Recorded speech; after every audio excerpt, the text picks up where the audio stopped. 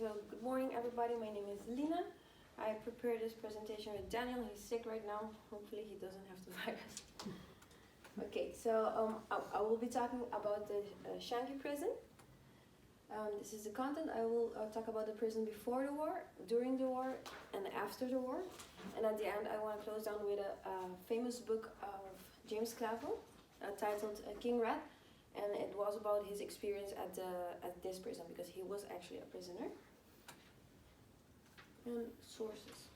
Okay, so this prison was a civilian prison built in 1936 by the British in Singapore. Singapore was a part of the British kingdom at that time, and it actually held the military base of the British Army. This prison was declared as one of the best prisons throughout the whole British Empire. Because apparently it was very modern at the time. It had very modern alarm systems, electrical light, and flushable toilets. At that time, that was very rare in prisons. I think maybe nowadays there are some prisons that don't even have flushable toilets nowadays. So it was very modern, and it had a good name, so to say. The prison had a holding capacity of 600 prisoners. But it soon became notorious for overcrowding and the harsh treatment of the prisoners of war. Okay, so the fall of Singapore, around this time, in the mid-20th century, the war at Europe became more global because Japan decided to join the war, and it actually attacked Pearl Harbor, and things got a little bit crazier, so to say. And 1 year after the Pearl Harbor attack, Japan actually invaded Singapore, and the British Empire was forced to surrender Singapore. At this time, Britain was seen as very weak, and it was very apparent to everybody because they had to surrender Singapore. As I said, it was a very important place for the military of or the army. So Japan took over of Singapore and imprisoned their enemies, and around 2,500 civilians and prisoners of war were imprisoned in this Changi complex. So as I said, it was actually for only 600 people, and they crammed 2,500 civilians at the beginning.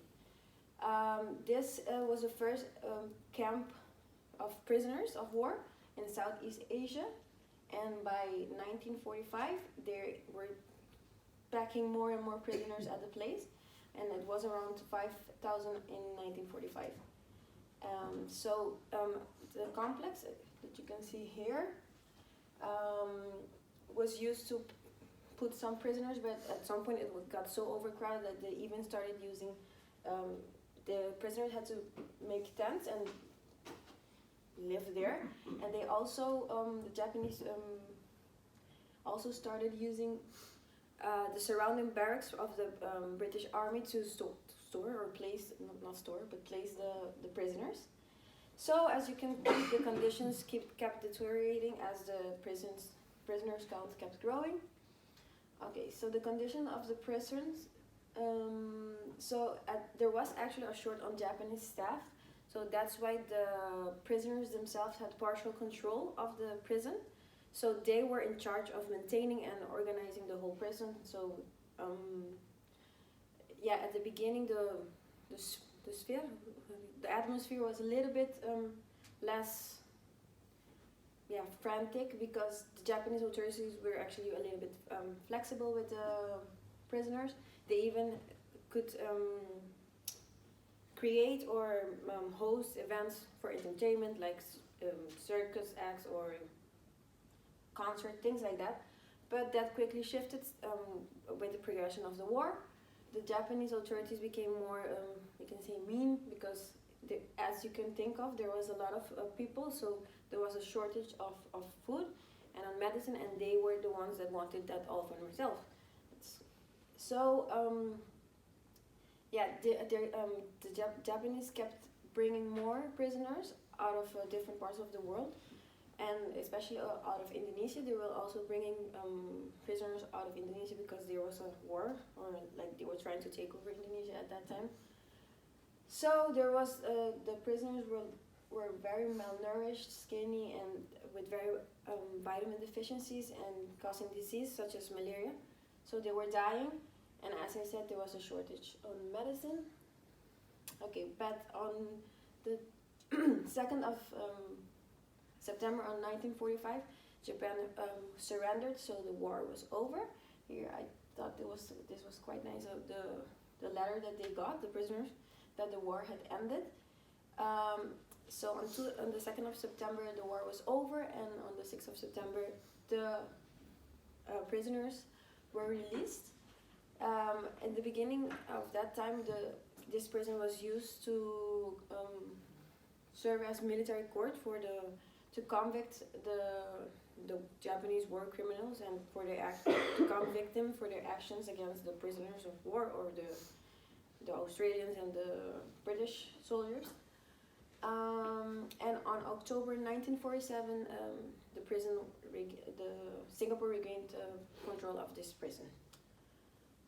Okay, so I'm getting to the end. So this is a book, as I said, by a prisoner. Apparently it's a very good book. I did not read it. There's also a movie, and it also has very good ratings. So if you think it's interesting, you can go ahead and see it.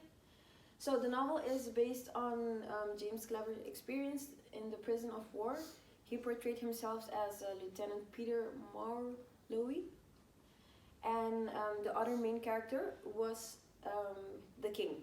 That was a prisoner that was very astute, and they became friends, or they had a partnership, and they were smuggling dangerous contraband into the prison, such as at one point they smuggled a recording device? No, what do you call that? Yeah, a recording device, a radio that they can listen to the news and what was going on. That was illegal. They actually at some point they got caught, and things began to go bad for the king. But the title is King Rat, and why is King Rat is because the king came with an idea to start breeding rats because there was not enough food. So they started breeding rats, and they called the first two rats Adam and Eve, and they were selling the meat for people to eat, and they were actually getting money from this. But soon after this, the war was over. The king, who obtained a lot of money with this meat, eventually was poor because he had a lot of Japanese currency, but this currency after the war was useless. And yeah, pretty much that's the story.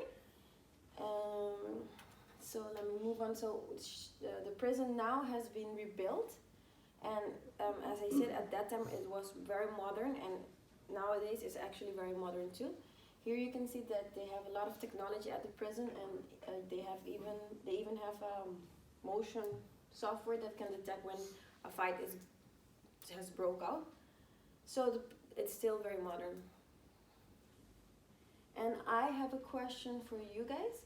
As I told previously, if you paid attention, I mentioned that the Japanese were bringing soldiers out of Indonesia. Do you know from which country these soldiers were? America? They were Dutch. Because there was the Dutch war. The Dutch. It was a Dutch colony at that time, and Japanese wanted to take over, so they were Dutch pretty much. Oh, I did not include my sources, but that was my presentation.